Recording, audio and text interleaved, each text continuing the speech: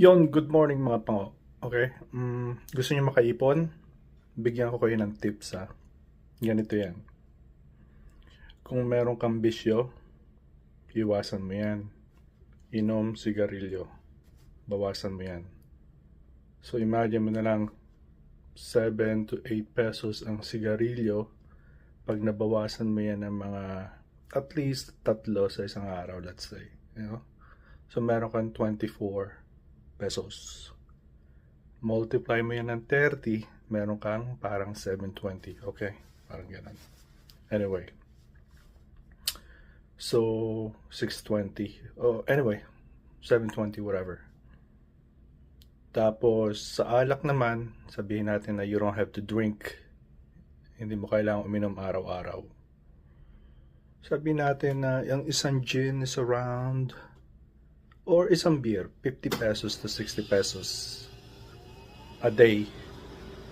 So imagine mo yan, di 1.8 yan sa isang bote lang.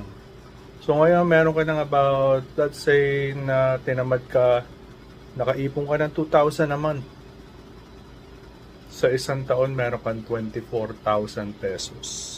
So by Christmas na hinihintay mo na dumating para makabili ka ng mga regalo, para sa mga anak mo or sa pamilya mo, na meron kang, magkano na ulit sabi ko, 24,000.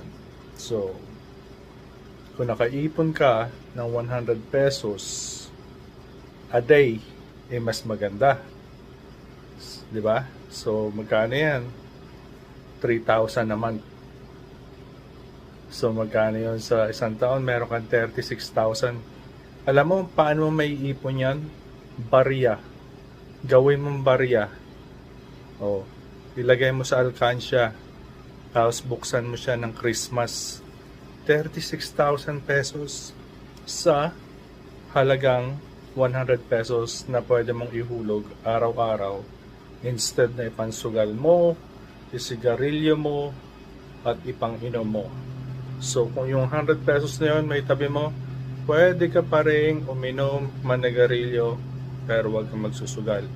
Sa sugal, manalo matalo, talo ka pa rin. Sana meron kayo nakuha na kaunting aral. Ako, ang bisyo ko, kumain. So yun, ang binabawasan ko. Kaya sana makaipon